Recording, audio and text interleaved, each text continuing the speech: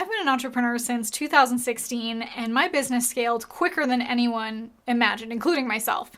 In the past 5 years, I have scaled my business to 7 figures and earned two Comma Club awards. But I definitely wouldn't call it an easy or linear path. I want to share with you how I failed forward to 7 figures. I'll show you the exact pathway I went through to earning the 2 Comma Club award.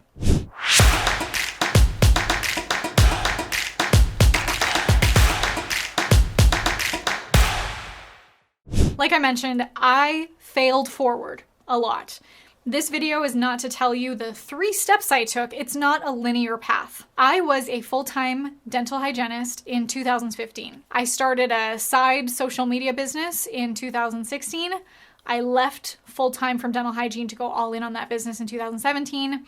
I attended my first Funnel Hacking Live in 2018. That was a marketing and entrepreneurship event that just changed the game for me. And I earned my first 2 Comma Club award, $1 million, in 2019, and my second million in 2020. And you might think that this looks like a fast progression, but in that time, I was also 6 figures in debt, went through a divorce, overcoming so much subconscious beliefs that I wasn't aware of that I had to overcome, and lost a lot of relationships around me. I say all that because it's easy to compare yourself to other entrepreneurs whose journey might have looked faster or easier.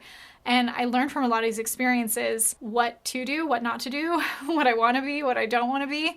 And often when we can get into comparison, it is an opportunity for us to be inspired, but not to try to take on what other people are doing, because you really, that there's a meme of like other people's journey, what you see. I'm going to share with you like the non-Instagram filtered version.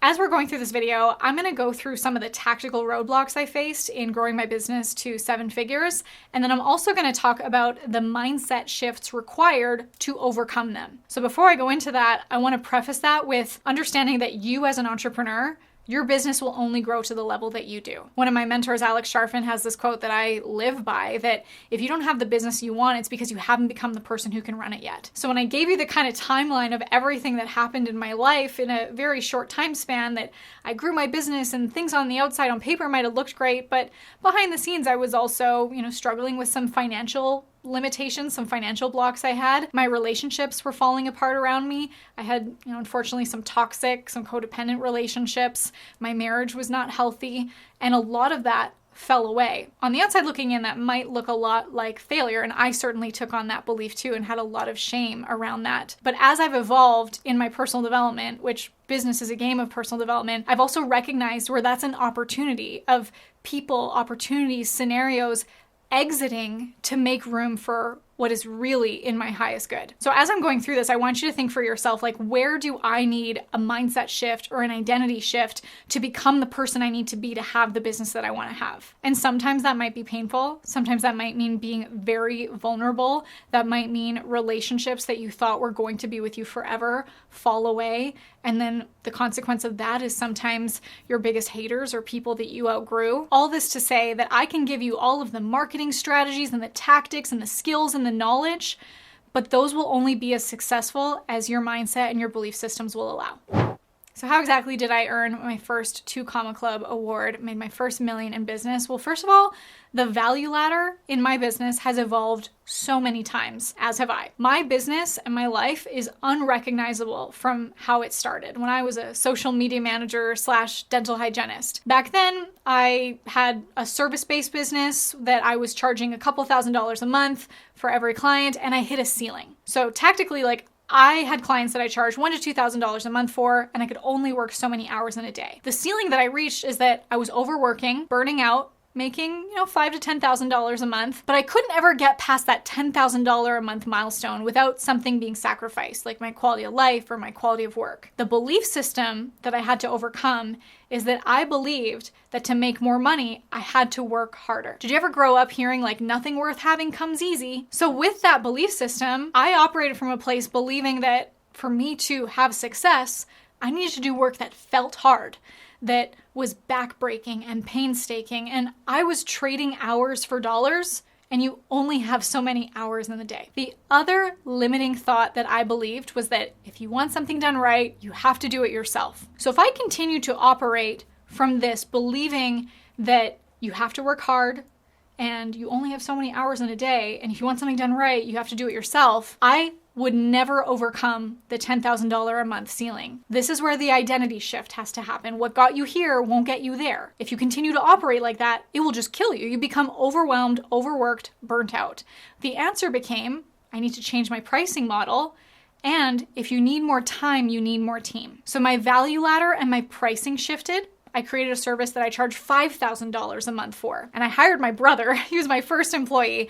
And then after that, I hired my first assistant. My brother actually still works with me to this day. By changing my pricing model, I could provide more value to my client while spending less time per client. So I could have less clients, but more revenue. But with this shift, this now opens up my availability and my strategic time to be able to scale new processes or new offers in the business, so then I could overcome that $10,000 ceiling. In now hiring a team to be able to support me with this, and first of all, I'll tell you that becoming a leader in my business and managing and working with people is one of the most incredible pleasures that I never saw coming. Being able to collaborate with other creative people and be able to support them and their families and help them to put food on their table, all while they're supporting me and making my dreams come true and making my visions come to fruition.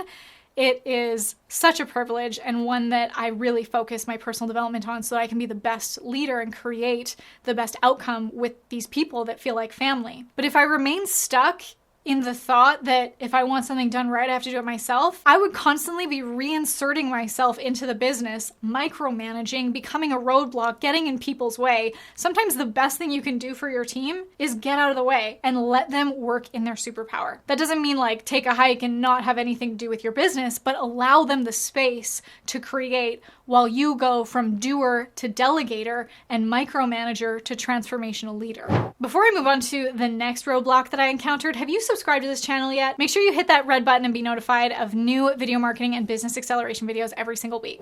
With this new value ladder and pricing, we now have to validate the offer and change the delivery systems, which can require a different type of customer. So the next belief system that I had to overcome was communication with clients. I was still delivering a high quality service, but I now needed to learn how to have better boundaries.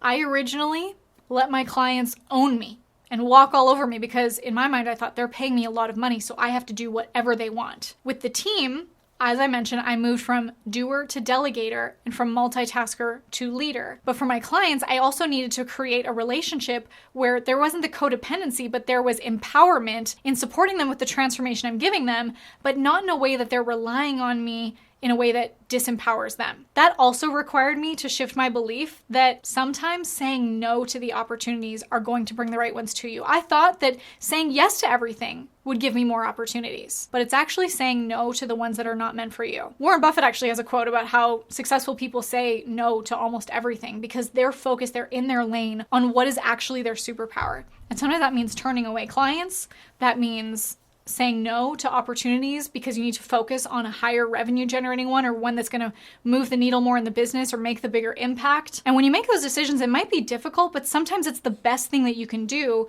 to set the expectation and standard for your team. Your team is looking to you. Your leadership comes from the top. And if you make decisions that don't align with the company culture, that might cause a rift. So in creating a 7-figure business, it went from me being the person that did it all, like I was Sally in customer service and Tom in IT and I was doing every single thing until I got to the first ceiling where I had to be able to delegate to be able to do more. And in going from doer to delegator, I had to learn how to become a leader. And in becoming a leader, I had to set strong boundaries for myself and my team and had to create a company culture where I can set the vision and share that vision with my team so it feels like we're all going the same direction together. Like it feels good to be part of something. And I can imagine that in any role that I've been in the past, I wanted a leader that I felt supported by, inspired by. Like I felt like I was accomplishing my goals and our goals as a community.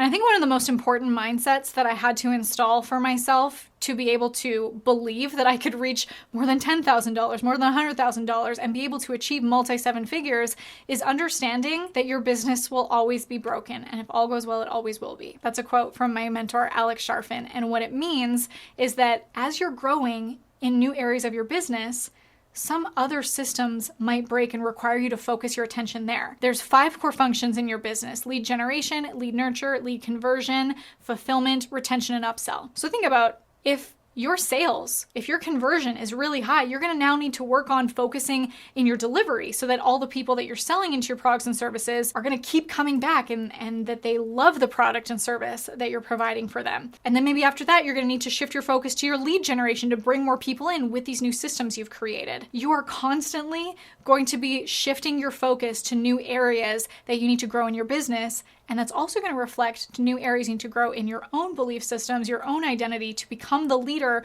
to create the business that you want to have. Another phrase I like to think of is new level, new devil. Like, you might think that I've reached this new milestone, it's going to be amazing, but you just move the target and it's like you reach the finish line, but the next race begins.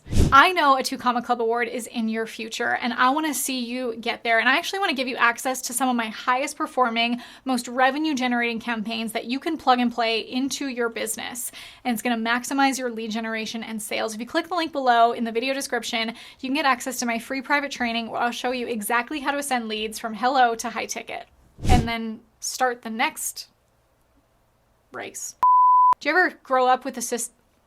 I had to do hard work that was like painstaking and backbreaking. So then I could overcome that $10,000. What am I saying?